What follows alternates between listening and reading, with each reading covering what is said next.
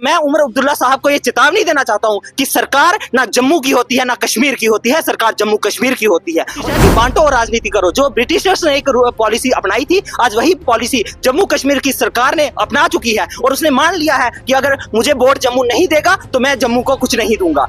या फिर उनको फोर्स करने का काम किया कि आप कश्मीर यूनिवर्सिटी में जाके पढ़िए। क्या जो उमर अब्दुल्ला है, जो चांसलर साहब है, वो ये चाहते हैं कि यहाँ वाले बच्चे कश्मीर में जाकर पढ़े, कश्मीर की यूनिवर्सिटी में पढ़े? क्यों ये डायरेक्टरेट बंद करने की आज नौबत आई हुई है? मेरा ये स्पष्ट सवाल है प्रो चांसलर से और वाइस चांसलर से और चांसलर साहब से। उसमें जम्मू के नुकसान तो तब होता जब वो मेडिकल कॉलेज बहुत सालों से चल रहा होता, वहां से डॉक्टर निकल चुके होते, तब हम कहते कि वो जम्मू का। आज हम जो जम्मू यूनिवर्सिटी की हालत देख रहे हैं, जो फिजिकल डिपार्टमेंट जो है, जैसी हालत आज है, हम नहीं चाहते कि वो हालत उस मेडिकल कॉलेज की हो। इसलिए हम चाहते हैं कि ये बहुत अच्छा डिसीजन है कि जिसके पास इंफ्रास्ट्रक्चर नहीं है, आखिर वो कॉलेज क्यों चलाया? प्रश्न लगा हुआ है कि वो आखिर कहाँ जाके पढ़ाई करेंगे? क्या वो कश्मीर जाएंगे या फिर जम्मू से बाहर जाके पढ़ाई करेंगे? क्या उनका खर्चा जो है वो कश्मीर जो सरकार इस जम्मू में बैठी है वो उठाएगी? क्योंकि वो उसने टीचिंग फैकल्टी यहाँ पर ना देकर उन तमाम के तमाम छात्रों के साथ भेदभाव करने की कोशिश की है। एनएमसी ने साफ कहा है कि उसके पास वो इंफ्रास्ट्रक्चर, वो टीचिंग फैसिलिटी नहीं है जो उनको एक कॉलेज को चलाने के लिए चाहिए। जिसके पास फैकल्टी नहीं है, उस बिना फैकल्टी के बच्चे कैसे पढ़ेंगे? वो क्या पैदा करने की कोशिश कर रहे हैं? हम डॉक्टर बनाना चाहते हैं, डॉक्टर ऐसे नहीं बनते बिना फैकल्टी के, बिना इंफ्रास्ट्रक्चर के। सबसे जो है टफेस्ट एग्जाम नीट माना जाता है,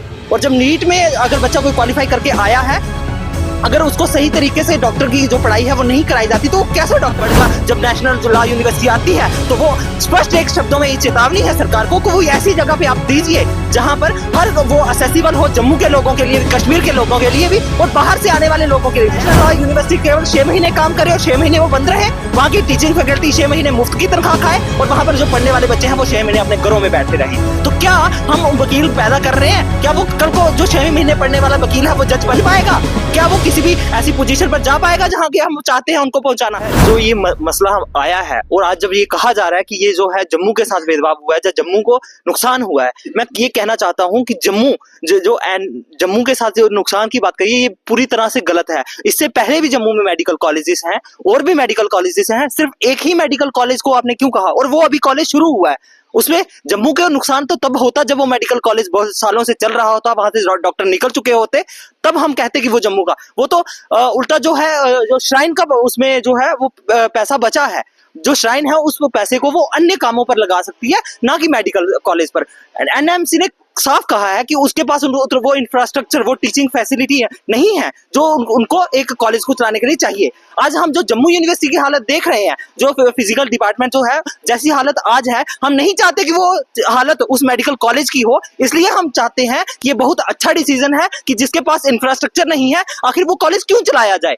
जिसके पास फैकल्टी नहीं है, उस बिना फैकल्टी के बच्चे कैसे पढ़ेंगे? वो क्या पैदा करने की कोशिश कर रहे हैं? हम डॉक्टर बनाना चाहते हैं, डॉक्टर ऐसे नहीं बनते बिना फैकल्टी के, बिना इंफ्रास्ट्रक्चर के। आज तक का सबसे जो है टफेस्ट एग्जाम नीट माना जाता है, और जब नीट में अगर बच्चा कोई क्वालिफाई करके आया है, अगर उसको सही तरीके से डॉक्टर की जो पढ़ाई है वो नहीं कराई जाती तो वो कैसे डॉक्टर बनेगा? देखिए क्या है कि जम्मू यूनिवर्सिटी के अंदर स्पोर्ट्स और फिजिकल एजुकेशन का डिपार्टमेंट है। ऐसे ही एक डिपार्टमेंट कश्मीर यूनिवर्सिटी के अंदर है, directorate of physical education and sports.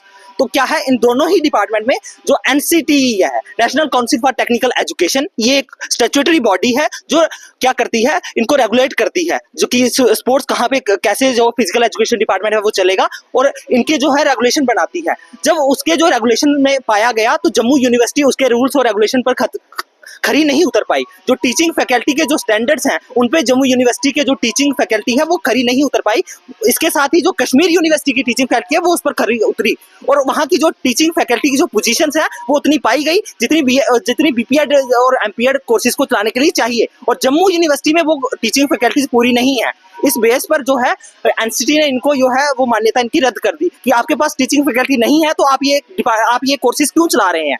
तो इसके लिए जब हम वीसी सर के पास जाते हैं तो वो कहते हैं कि मैं हर यूनिवर्सिटी काउंसिल में, पिछली 5 यूनिवर्सिटी काउंसिल में इस मुद्दे को रख चुका हूं, क्योंकि ये पिछले 2 सालों के वजह से मुद्दा चल रहा है, और पिछले 1 साल भर से बीपीएड और एमपीएड कोर्सेज की एडमिशन बंद हो चुकी है, और यहाँ पर कोई भी बीपीएड और एमपीएड का कोर्स का बच्चा पिछले साल नहीं आया था, और इस साल ये कोर्स खत्म होने पे आया है और इस साल भी एडमिशन नहीं होंगी। तो जो दूर दराज पहाड़ी क्षेत्रों से वो युवा आते हैं जिनकी शारीरिक बल उतना होता है कि वो बीपीएड कोर्सेज में बहुत अच्छा कर सकते हैं, स्पोर्ट्स में बहुत अच्छा कर सकते हैं और मेडल्स इस देश के लिए ला सकते हैं। आज उनके ऊपर प्रश्न चिन्ह लगा हुआ है कि वो आखिर कहां जाके पढ़ाई करेंगे। क्या वो कश्मीर जाएंगे या फिर जम्मू से बाहर जाके पढ़ाई करेंगे? क्या उनका खर्चा जो है वो कश्मीर जो सरकार इस जम्मू में बैठी है वो उठाएगी, क्योंकि वो उसने टीचिंग फैकल्टी यहाँ पर ना देकर उन तमाम के तमाम छात्रों के साथ भेदभाव करने की कोशिश की है या फिर उनको फोर्स करने का काम किया कि आप कश्मीर यूनिवर्सिटी में जाके पढ़िए। क्या जो उमर अब्दुल्ला है, जो चांसलर साहब है, वो ये चाहते हैं कि यहाँ वाले बच्चे कश्मीर में जाकर पढ़े, कश्मीर की यूनिवर्सिटी में पढ़े?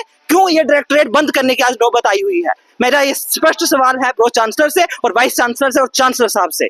बिल्कुल, इसमें कोई शक बचा ही नहीं है ना। जब उमर अब्दुल्ला साहब ने कह दिया कि वो बडगाम में जाएगी, तो मुझे नहीं लगता कि उसके बाद कोई शक शुबा अब बचा है। और ये एक मतलब करने की कोशिश है कि बांटो और राजनीति करो। जो ब्रिटिशर्स ने एक पॉलिसी अपनाई थी, आज वही पॉलिसी जम्मू कश्मीर की सरकार ने अपना चुकी है और उसने मान लिया है कि अगर मुझे बोर्ड जम्मू नहीं देगा तो मैं जम्मू को कुछ नहीं दूंगा। मैं उमर अब्दुल्ला साहब को ये चेतावनी देना चाहता हूं कि सरकार ना जम्मू की होती है ना कश्मीर की होती है, सरकार जम्मू कश्मीर की होती है। और जब नेशनल लॉ यूनिवर्सिटी आती है तो वो स्पष्ट एक शब्दों में ये चेतावनी है सरकार को कि वो ऐसी जगह पे आप दीजिए जहां पर हर वो असेसिबल हो, जम्मू के लोगों के लिए भी, कश्मीर के लोगों के लिए भी और बाहर से आने वाले लोगों के लिए। नेशनल लॉ यूनिवर्सिटी का मतलब होता है पूरे देश भर से वहां छात्र आएंगे और जब वो छात्र बडगाम में जाके रहेंगे जहां 6 महीने तो बर्फ का मौसम रहता है, जहां पर बर्फ पड़ी रहती है और वो ढके रहते हैं पूरे 6 महीने, वहां पर तो स्कूलों में भी 4-4 महीने छुट्टियां रहती हैं, कॉलेजेस में 2-2 महीने छुट्टियां रहती हैं। तो क्या आप चाहते हैं कि नेशनल लॉ यूनिवर्सिटी केवल 6 महीने काम करे और 6 महीने वो बंद रहे, वहां की टीचिंग फैकल्टी 6 महीने मुफ्त की तनख्वाह खाए और वहां पर जो पढ़ने वाले बच्चे हैं वो 6 महीने अपने घरों में बैठे रहें? तो क्या हम वकील पैदा कर रहे हैं? क्या वो कल को जो 6 महीने पढ़ने वाला वकील है वो जज बन पाएगा? क्या वो किसी भी ऐसी पोजीशन पर जा पाएगा जहां की हम चाहते हैं उनको पहुंचाना? और इस एनएलयू का जो बेसिक मकसद है वो ये है कि बेस्ट इंफ्रास्ट्रक्चर हो, बेहतर जो वकील है वो हम बनाएं, वो जजेस के पेपर्स क्वालिफाई करें, एडवोकेट जनरल तक पहुंचे। तो क्या 6 महीने पढ़ने वाला, साल में पढ़ने वाला एक बच्चा एडवोकेट जनरल तक पहुंच सकता है? ये प्रश्न चिन्ह है सरकार के ऊपर कि सरकार क्या करना चाहती है इसके माध्यम से।